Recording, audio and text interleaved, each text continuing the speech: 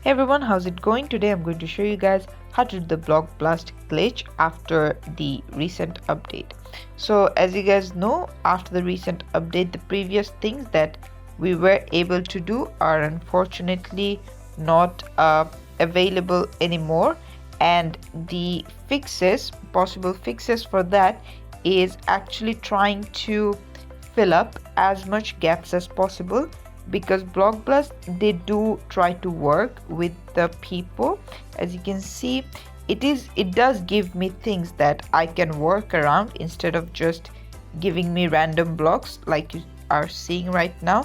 I'm filling up multiple spaces at one time because they're giving me blocks like that, where I could fill this space. Like right here, I need only three a block that has only 3 lines, something like that. So this is a perfect fit for that, and if I put that in, as you can see, that worked. So yeah, this is it for the video. Thanks for watching.